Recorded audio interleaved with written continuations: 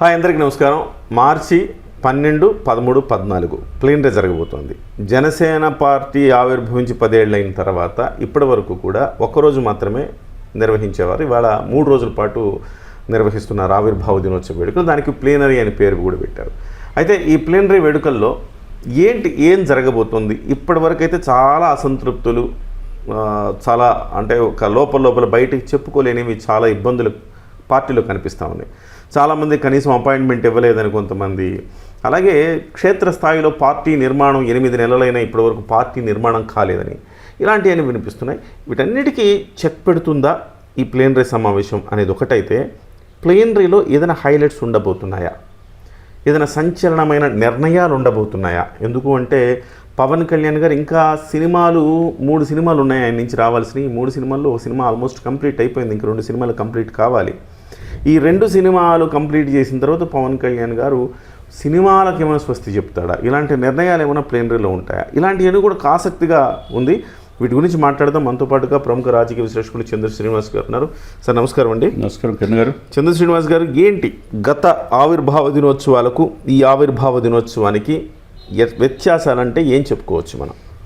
అపజయాలే దశాబ్దం పైన first time విజయం, తీపి ఖబరు చూసినట్టుగా పిఠాపురం ప్రజలు గుండెల్లో పెట్టుకున్నారు. ఓకే. అందుకనే పిఠాపురంలోనే ఆ పార్టీ అధినేత 12, 13, 14 3 రోజులు ప్లీనరీ సమావేశాలు జరుపుకోవటం ఫిస్టే సమస్యగా తీసుకున్నారు. ఎవరికొకరికి వర్క్ డిస్ట్రిబ్యూషన్ కూడా చేశారు. నాబాబు గారి పర్యవేక్షణ కావచ్చు, అక్కడ హరిప్రసాద్ గారు కావచ్చు, అక్కడ ఇన్ఛార్జీలు ఎవరు ఏ పని చేయాలా. ఇప్పుడు గెలిచిన 20 మంది ఎమ్మెల్యేల్లో 21 అనుకోండి, 20 మంది ఎమ్మెల్యేలు కూడా జనసేకరణ కావచ్చు. అంటే జనసేన 21 సీట్లే ఇప్పుడు పోటీ చేసింది, భవిష్యత్తులో కూడా ఇదే అని కొంతమంది అనుకుంటున్నారు. ఏమో 175 స్థానాలు ఉండవుగా 225 అవుతాయి అంటున్నారు. అదే సమయంలో 21 నుంచి 100 స్థానాలు పోటీ చేయొచ్చు, లేకపోతే కాలం కలిసి వస్తే మొత్తం చేయొచ్చు. కాబట్టి పార్టీని బతికించుకోవాలి. పార్టీని మీరు అన్నట్టుగా 8 మాసాల నుంచి చాలామంది దీనికి భుజాలు మోసి అరిగిపోయిన వాళ్ళు ఉన్నారు, డబ్బులు కోల్పోయి సర్వస్వం కోల్పోయిన వాళ్ళు ఉన్నారు. వాళ్ళకి మాకు ఇంకా పదవులు రాలేదని బాధలో కూడా ఉన్న కొంతమంది ఉన్నారు. అటువంటి వాళ్ళు రెక్టిఫై చేసుకొని పవన్ కళ్యాణ్ గారు నిస్వార్థంగా తనతో పాటు ఉండే వాళ్ళతో పాటుగా దశాబ్దం పైన అతనితో రాజకీయం చేద్దాం అనుకున్న వాళ్ళకి మంచి ప్రాధాన్యత ఇవ్వాల్సిన అవసరం ఉన్నది. అదే సమయంలో వాళ్ళకు ఒక ధైర్యాన్ని ఇవ్వాలి. మనం ఇక్కడే కాదు, మన నెక్స్ట్ లెవెల్ ఈ దేశంలో రాజకీయం జాతీయ పార్టీగా జనసేన ఆవిర్భవించే దిశగా మనం వెళ్తున్నాం అనేది ముందుకెళ్ళిపోతారు. ఎందుకంటే 12వ తారీఖు ముఖ్య అతిథులు పిలుస్తున్నారు, అంటే పార్టీలకు అతీతంగా. ఓకే. నేను ఆల్రెడీ ఆయన మార్నింగ్ కలిసి ఆ పార్టీలో కలిశాడు. మధ్యాహ్నం రేఖా గుప్తా ప్రమాణ స్వీకారంలో పాల్గొనటం, మోదీ గారి యొక్క ఆయన పట్ల చూపించిన ప్రేమ, తర్వాత చంద్రబాబు నాయుడు గారు వీళ్ళంతా ప్రెస్ మీట్లో పాల్గొనటం ఇవన్నీ మనం చూసాం. లేకపోతే నైట్ అక్కడే ఉండి ఈరోజు కూడా మార్నింగ్ ఢిల్లీలో పెద్దలను కలుస్తున్నట్టుగా తెలుస్తుంది.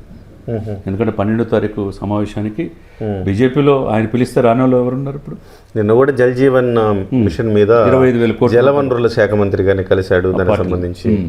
అవును. ఇకపోతే నేనేమంటారు, దాంతోపాటు అనేక ప్రాజెక్ట్స్ తీసుకోవడానికి శాయశక్తులు అని ప్రయత్నం చేస్తున్నారు. అడిగింది తనుగా సెంట్రల్ కూడా ఇస్తూ ఉంది. అదొక ఎత్తు అయితే, పార్టీ సంస్థాగతంగా గ్రాస్ రూట్ లెవెల్లో జనసేన పార్టీ వెళ్లాల్సిన అవసరం ఇప్పుడు ఉన్నది. కాబట్టి మొదటి రోజు ఈ పార్టీ ఏంది, కులాలు కలిపే సిద్ధాంతం ఏంది, ఈ లైనప్ ఏంటి అనేది ప్రపంచానికి తెలియజేసే క్రమంలో కొంతమంది శ్రేయోభిలాషుల్ని, పర్యావరణవేత్తలు కావచ్చు, రాజకీయ మేధావులు కావచ్చు, ఇంటలెక్చువల్స్ని కావచ్చు. అంటే సార్ నేనేమంటానంటే, ఈ సమావేశాలకి ప్లీనరీలకి అతిథులుగా జయప్రకాష్ నారాయణ గారు, ప్రొఫెసర్ నాగేశ్వరరావు గారు ఇలాంటి వాళ్ళను కొంతమంది మేధావి వర్గం ఉంది కదా, వాళ్ళని ఆహ్వానిస్తే ఎలా ఉంటుంది అంటారు? అంటే ఇవాళ వాళ్ళు ఏదైతే ప్రజలకు సంబంధించి, ఇప్పుడు జయప్రకాష్ నారాయణ గారు ఉన్నారు, ప్రజలు ఇలా ఉండాలి, సిద్ధాంతాలు ఎలా ఉండాలని ఆయన చెప్పాడు. ఆయన సక్సెస్ అవ్వలేకపోయాడు. ఆ బాటలో ఇవాళ పవన్ కళ్యాణ్ సక్సెస్ అయ్యాడు కదా. మొన్న కూడా నేను తీసుకున్న ఇంటర్వ్యూలో పవన్ కళ్యాణ్ గారు చాలా బాగా చేస్తున్నారు గ్రామీణాభివృద్ధి శాఖ మంత్రిగా, ఒకసారి వెళ్ళి కలవాలనుకుంటున్నాను ఆయన్ని అన్నాడు. ఇలాంటి వాళ్ళని పిలిస్తే కొంచెం వన్నే తెచ్చినట్టు అయిద్దా? మేబీ. అంటే అఫ్ కోర్స్ ఆయనకి ఇప్పుడు నిన్నగాక మొన్న ఉండవల్లి గారు కూడా ఈయన ఏదైనా సాధించగలరు, రాష్ట్రానికి కావాల్సి అన్ని సెంట్రల్ నుంచి తేగలరు. ఉండవల్లి గారు ఒక సందర్భంలో ఆయన ఒక మీటింగ్ పెట్టారు. ఎలా ఉండాలి, ఏదో సమస్య మీద మీటింగ్ పెట్టినప్పుడు ఉండవల్లిని ఇలా వీళ్ళందరినీ పిలిచాడు. మేధావి వర్గం, పార్టీలకు అతీతంగా ఉండే మేధావి వర్గాన్ని తీసుకొచ్చి, అలాంటి వాళ్ళను కూడా ఇవాళ తీసుకొస్తే సో అది పార్టీకి అదనపు బలము లేకపోతే ఫ్లేవరు అంటుద్దేమో, ఆ రకంగా మైలేజ్ పెరుగుతుందేమో అనిపిస్తుంది. తప్పకుండా ఉంటుందండి. ఇప్పుడు ఎందుకంటే నేను చెప్పినట్టు ముఖ్య అతిథులు అంటే ఆయన శ్రేయోభిలాషులు, పార్టీలకు అతిథులు, బీజేపీ పెద్దలు కూడా రావచ్చు. ఇప్పుడు ఎవరున్నారు, మోదీ గారి తర్వాత అమిత్ షా, యోగి ఆదిత్యనాథ్, హిమంత బిశ్వ శర్మ, గడ్కరీ, ఇటువంటి మేధావులు ఉన్నారు, రాజ్నాథ్ సింగ్. ఆ సరసన వాళ్ళలో ఎవరినైనా పిలవచ్చు ఆయన శ్రేయోభిలాషిని. ఆయన పిలిస్తే రానాళ్ళు ఎవరు ఉండరు. అదేవిధంగా మీరు అన్నట్టు జయప్రకాష్ నారాయణ గారు కావచ్చు, తెలకపల్లి రవి లాంటి వాళ్ళు కావచ్చు, అటువంటి వాళ్ళు కూడా ఆయన విమర్శించే వాళ్ళు కూడా మారిపోయారు. మీరు గమనించలేదు, లెఫ్ట్ భావజాలంతో ఉండేవాళ్ళు కూడా. కరెక్ట్. ఒకప్పుడు రెడ్ సిపిఐ సిపిఎంలు తిరిగి ఇప్పుడు హిందూతత్వం మతతత్వం ఎందుకు ఎత్తుకున్నారని కూడా వాళ్ళు కూడా మారారు. అంటే పవన్ ఇంత దృఢంగా ఉంటారని వాళ్ళు ఎక్స్పెక్ట్ చేయలేదు. అదేవిధంగా జయప్రకాష్ నారాయణ కావచ్చు, ఉండవల్లి గారు కావచ్చు, వీళ్ళు సబ్జెక్ట్స్ ఉండడం. ఇటువంటి వ్యక్తుల సూచనలు సలహాలు కూడా తీసుకోవాల్సిన అవసరం ఈ పార్టీకి ఉన్నది డెఫినెట్గా. అదే విషయంలో మొదటి రోజు అంతా మేధావుల యొక్క అతిథుల సలహాలు తీసుకోవటం, 12వ తారీఖు 13వ తారీఖు పార్టీ కోసం కష్టపడిన వాళ్ళు, వీర మహిళలు కావచ్చు, జనసేన కార్యకర్తలు కావచ్చు, వివిధ జిల్లా అధ్యక్షులు కావచ్చు, ఎమ్మెల్యే సీటు ఆశించి కోల్పోయిన వాళ్ళు కావచ్చు, వాళ్ళందరితో క్రియాశీలక మీటింగ్. ఇకపోతే చాలా కీలకమైన చరిత్రలు నిలిచిపోయే విధంగా 14వ తారీఖు 15 లక్షల మందితో 10 నుంచి 15 లక్షల మంది గ్యాదర్ చేసి ఈ దేశానికే ఒక సరికొత్త రాజకీయ పార్టీగా ఈ జనసేన ఏ విధంగా ఎమర్జ్ అయింది అనేది పవన్ నోట చెప్పబోతున్నాడని తెలుస్తుంది. భవిష్యత్తు ప్రణాళిక కూడా ఏది అనేది ఆ రోజు పవన్ నోట ఏం చెప్తాడనేది ఉత్సుకతతో దేశవ్యాప్తంగా ఎదురు చూస్తున్నారు. ఓకే, అంటే ఏదైనా ప్రకటన, ఇప్పుడు సినిమాలు ఒకవైపు పవన్ కళ్యాణ్ గారు అడ్మినిస్ట్రేషన్ని చూడాలా, అదే సమయంలో పార్టీ బాధ్యతలు చూడాలా, ఇటువైపు సినిమాలు చూసుకోవాలి.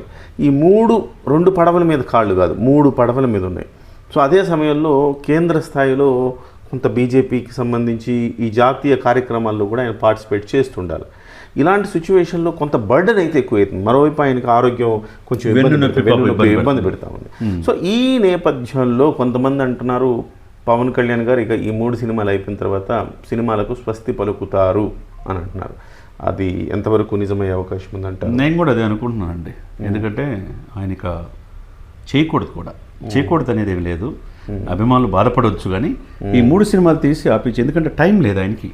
ఒకవైపు ఎన్నో ఆశలతో 164 సీట్లు 21 మంది ఎంపీలు ఇచ్చారు, మంచి పరిపాలన అందించారు దేశంతో. ఇందాక ఉండవల్లి గారు చెప్పినట్టుగా ఇక్కడ రాష్ట్రానికి కావాల్సిన నిధులు సెంట్రల్తో తెప్పించుకోవాల్సిన బాధ్యత ఉన్నది.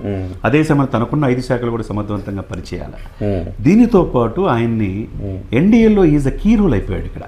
అవును, రేపు మొన్న మహారాష్ట్ర ఎలక్షన్లో ఎలా సక్సెస్ అయిందో, ఆయన పాపం ఎన్నొప్పుతో వెళ్ళకపోతే బొలిశెట్టి సత్యాలంటి వాళ్ళు పెట్టి ఒక సందేశం పంపించారు. తెలుగు వాళ్ళు 10 లక్షల మంది పైన ఆ ప్రభావం బాగా చూపించింది. సరే, తమిళనాడు, కేరళ కావచ్చు, రేపు కర్ణాటక ఎలక్షన్ కావచ్చు, అందులో చాలా కీలక పాత్ర పోషించాల్సి వస్తుంది. ఎస్పెషల్లీ దక్షిణాది రాష్ట్రాల్లో చాలా కీలక పాత్ర పోషించాలి. ఆ బాధ్యత ఎన్డీఏ, నేను ఎప్పుడు చెప్తుంటా, ఎన్డీఏ కన్వీనర్ ఇంకో కన్వీనర్ అవుతాడని చెప్పి చాలా సందర్భాల్లో మనం చెప్పుకునేవాళ్ళం. ఆ రోలు ఆయన త్వరలో బాధ్యత తీసుకోబోతున్నాడు. తీసుకుంటే కనుక నెక్స్ట్ లెవెల్ ఉంటుంది. ఆయనకు సమయం ఉండదు కాబట్టి, దేశ ప్రజల అభ్యున్నతి ఆయనకి ముఖ్యం కాబట్టి సినిమాలకు స్వస్తి చెప్పే అవకాశం స్పష్టంగా ఉందన్నమాట. థ్యాంక్ యూ వెరీ మచ్ చంద్ర శ్రీనివాస్ గారు. మొత్తం మీద అయితే ఈసారి అలా ఇలా ఉండదు, ఇంకోలా ఉంటుంది అని చాలామంది మాట్లాడుకుంటున్నారు. 12, 13, 14 సో ట్రిపుల్ ధమాక్ అనమాట. ఒక్కరోజు జరిగితేనే అది దానికి ఒక విశేషమైన ప్రాముఖ్యత, ప్రాధాన్యత వస్తూ ఉంటుంది. అలాంటిది 3 రోజుల పాటు ప్లీనరీ జరగటం, ఆ ప్లీనరీలో ఒక సంచలనమైన నిర్ణయాలు, ప్రకటనలు ఉండే అవకాశం ఉంది అని కూడా ఆశిస్తున్నారు. ఊహించని అతిథులు కూడా ఆ సమావేశానికి వచ్చే అవకాశం ఉందని అంటున్నారు. సరే, చూద్దాం. ఇంకా కేవలం ఒక 20 రోజులు మాత్రమే సమయం ఉంది. 20 రోజుల తర్వాత డెఫినెట్గా పండుగ రానే వస్తుంది. జన సైనికులకు మొట్టమొదటి అధికారంలోకి వచ్చిన తర్వాత మొట్టమొదటి పండుగ అని చెప్పాలి 3 రోజుల పాటు. చూద్దాం ఎలాంటి నిర్ణయాలు పవన్ కళ్యాణ్ గారు వెలువరిస్తారు.